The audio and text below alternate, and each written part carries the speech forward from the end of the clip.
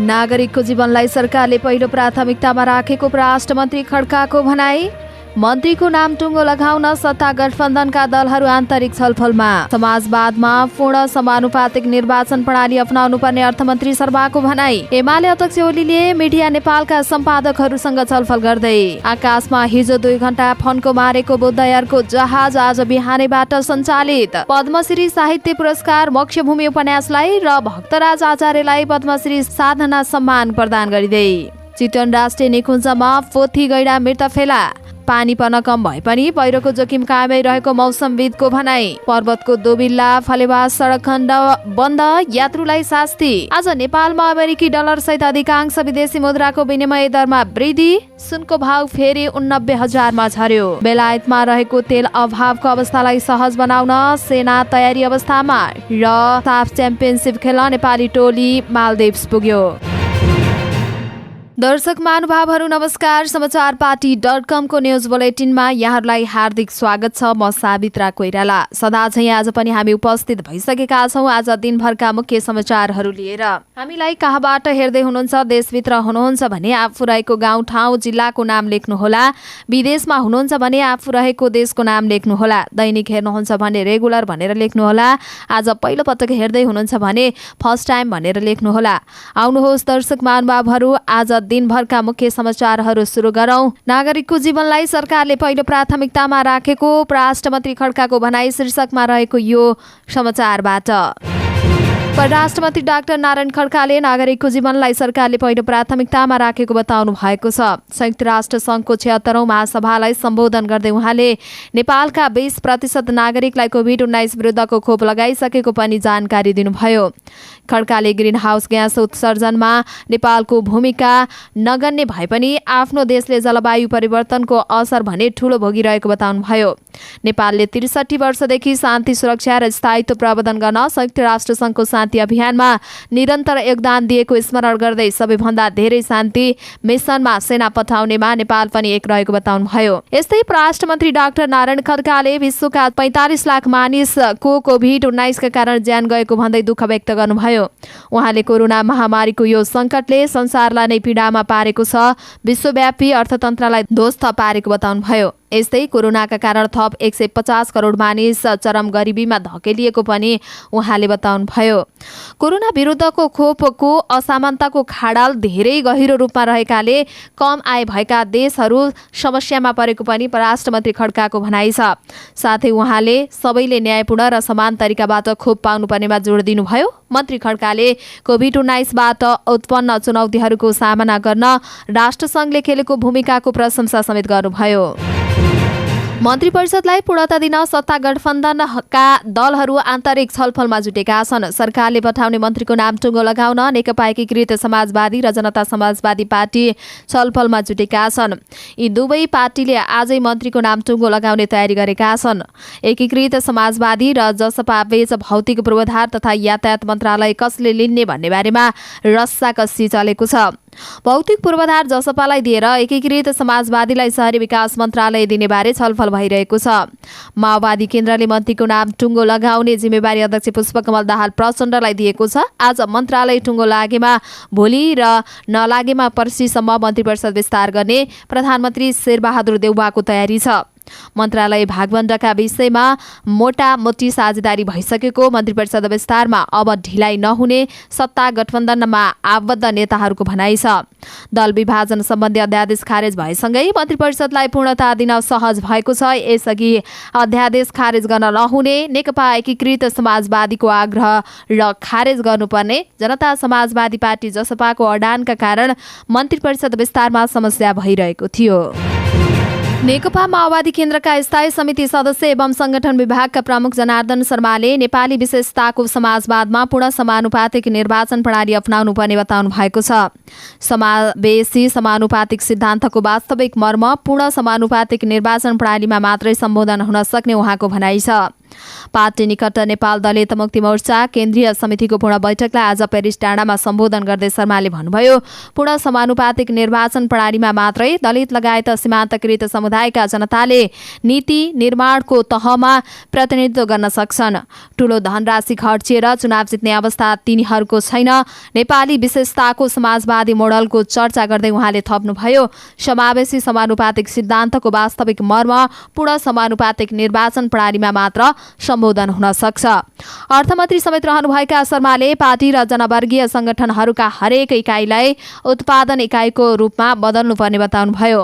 उत्पादनसँग जोडिएको संगठन भएन भने समाजवादमा जान सकिँदैन। हरेक कार्यकर्ताहरूले तिनको परिवारलाई आर्थिक रूपले आत्मनिर्भर बनाउनुपर्छ।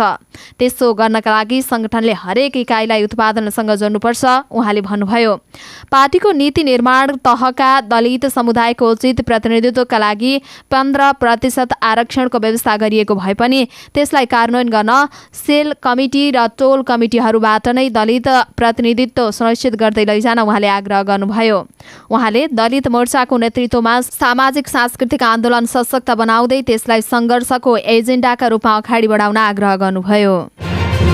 नेकपा एमालेका अध्यक्ष केपी शर्मा ओलीले नेपाली मिडियाका सम्पादकहरूसँग छलफल गर्नुहुने भएको छ। आज अपराह्न नयाँ बानेश्वरमा छलफलको कार्यक्रम तय भएको हो।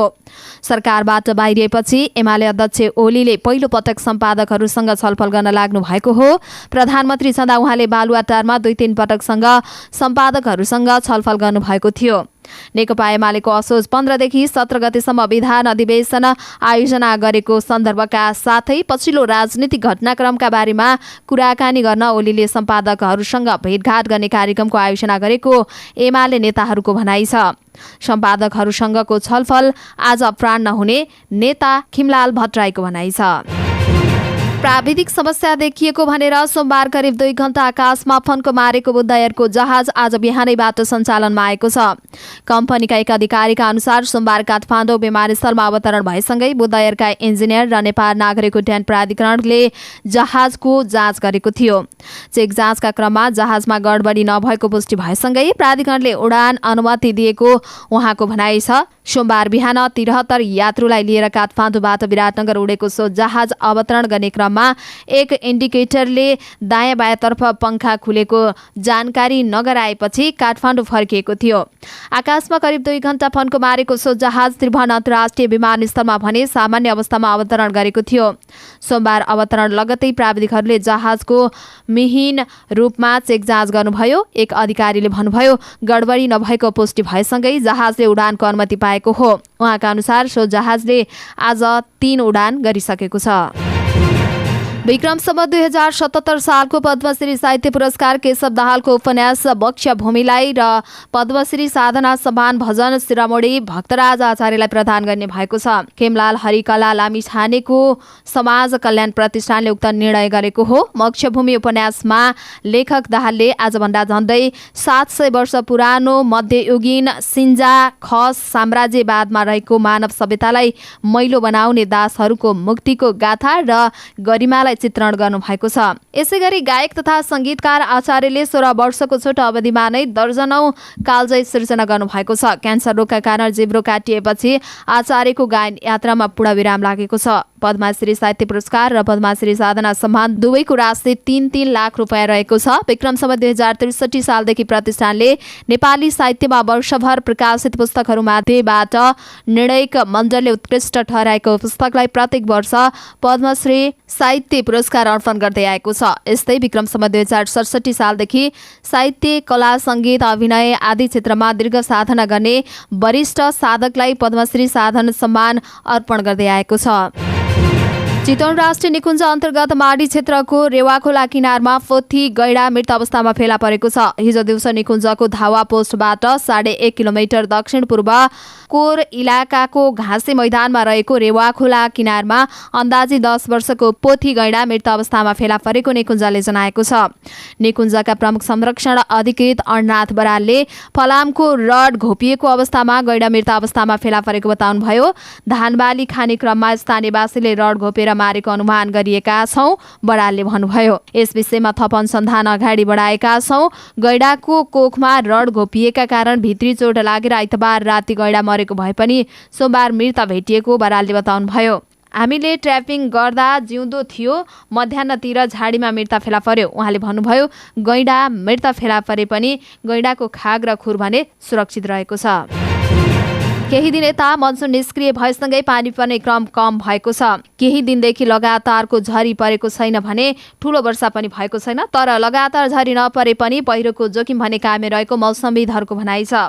मौसमविद राजु प्रधानका अनुसार यसपालि औसतभन्दा धेरै वर्षा भएकाले अहिले पानी नपरे पनि पहिरोको जोखिम भने उच्च छ। यसअघिकै वर्षाले जमिन गलिसकेकोले ठूलो वर्षा नभए पनि पहिरो जाने खतरा भने रहेको छ। अहिले पनि देशका केही ठाउँमा दिउँसो पछि पानी परिरहेको र पहिरो जान सक्ने सम्भावना रहेको उहाँले बताउनुभयो।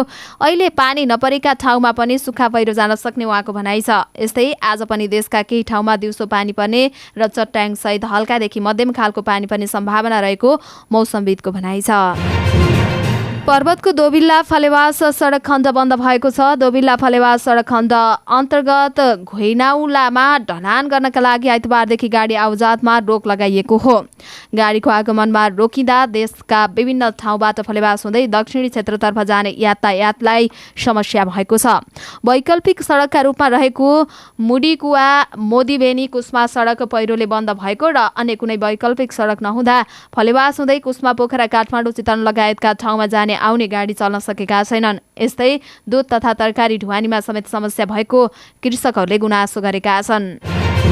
आज मंगलबार नेपालमा अमेरिकी डलर सहित अधिकांश विदेशी मुद्राको विनिमय दर बढेको छ। सोमबार नेपालमा एक अमेरिकी डलर 117 रुपैयाँ 62 पैसा र बिक्री दर 118 रुपैयाँ 22 पैसा रहेको थियो।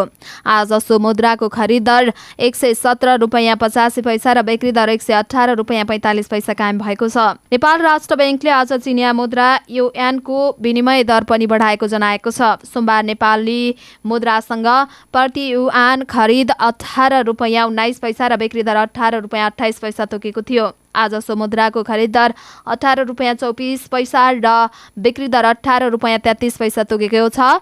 युरोपेली मुद्रा युरोको खरिद दर 137 रुपैयाँ 95 पैसा र बिक्री दर 138 रुपैयाँ 65 पैसा तथा बेलायती पाउन्डको खरिद दर 161 रुपैयाँ 51 पैसा र बिक्री दर 162 रुपैयाँ 33 पैसा तोकेको छ। यो मुद्राको विनिमय दर पनि बढेको हो। केन्द्रीय बैंकका अनुसार आज नेपालमा क्यानाडेली डलर 1 को खरिद दर 93 रुपैयाँ 21 पैसा र बिक्री दर 93 रुपैयाँ 68 पैसा, सिंगापुरको डलर 1 को खरिद दर 87 रुपैयाँ 5 पैसा र बिक्री दर 87 रुपैयाँ 49 पैसा तथा साउदी अरेबियनको रियालको खरिद दर 31 रुपैयाँ 42 पैसा र बिक्री दर 31 रुपैयाँ 58 पैसा निर्धारण गरिएको छ। सुनको भाव आज फेरि घटेको छ। हिजो तोलामा 300 रुपैयाँले बढेको सुनको भाव आज 300 रुपैयाँले नै घटेको हो। नेपाल सुनचाँदी व्यवसायी महासंघका अनुसार आज सुनको भाव तोलामा 89,000 रुपैयाँ कायम गरिएको छ। यस्तै चाँदीको भाव पनि घटेको छ। तोलामा 5 रुपैयाँले घटेर चाँदी 1155 रुपैयाँमा कारोबार भइरहेको छ। बेलायतमा तेल अभावका कारण पेट्रोल पम्पहरू बन्द हुन थालेका छन्। खुलेका पम्पहरूमा लाइन तथा भिडभाड बढेको छ। केही पेट्रोल पम्पहरू बन्द भएसँगै अवस्था सहज बनाउन सेनालाई तयारी अवस्थामा राखिएको बीबीसीले जनाएको छ। सेनाका ट्याङ्कर चालकलाई आवश्यक परेको अवस्थामा परिचालन गर्नका लागि तालिम दिने बेलायत सरकारले जनाएको छ। तर व्यापार मन्त्री क्वासी कोटनले पर्याप्त आपूर्ति रहेको दावी गर्दै नागरिकहरूलाई नआत्तिन आग्रह गर्नुभएको छ। आवश्यकता नभएका मानिसले समेत तेल खरिद गरेका कारण पम्पहरूमा लाइन देखिएको उहाँको भनाइ छ। डाक्टर तथा सेयर केन्द्रका कर्मचारीले अति आवश्यक सेवाका कर्मचारीलाई तेलको प्राथमिकतामा राख्न आह्वान गरेका छन्। बेलायतमा लरी चालक अभावले इन्धन र खाद्यान्न सङ्कट बढ्दै गएको छ। कोरोना महामारीले चालक अनुमति पत्रको परीक्षा रोकिनु अनि ब्रेक्जिटका कारण युरोपेली देशका कामदारहरू देश फर्कनुलाई पनि मुख्य कारण मानिएको छ। साफ च्याम्पियनसिप खेल्न नेपाल राष्ट्रिय पुरुष फुटबल टिम सोमबार मालदिप्स पुगेको छ। 13औं संस्करणको साफ च्याम्पियनसिप आगामी अक्टोबर 1 देखि 15 अर्थात् असोज 15 देखि 30 गतेसम्म मालदिप्समा हुँदैछ। कतारमा बन्द प्रशिक्षणमा रहेको नेपाली टोली उतैबाट मालदिप्स गएको हो।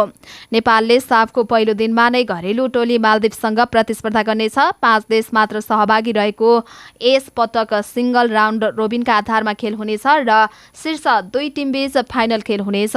नेपालले साफको तयारी स्वरूप आइतबार कतारमा ओमनसँग मैत्रीपूर्ण खेल खेलेको थियो, जसमा नेपाल 7-2 अङ्कले पराजित भएको थियो। हवस् त दर्शक महानुभावहरू, आज दिनभरका मुख्य समाचारहरू यति नै। हामीले प्रस्तुत गरेका मुख्य समाचारहरूप्रति तपाईँको धारणा के छ? आफ्नो धारणा तल कमेन्ट बक्समा कमेन्ट गर्नुहोला। पल पलको न्युज अपडेटका लागि हाम्रो च्यानललाई सब्स्क्राइब गर्नुहोला अनि नजिकै आउने बेल आइकनलाई क्लिक गर्नुहोला। पल पलको न्युज अपडेटका साथ हाम्रो भेट फेरि पनि हुने नै छ। तपाईँ समाचारपाटी.com हेर्दै गर्नुहोला। नमस्कार होला।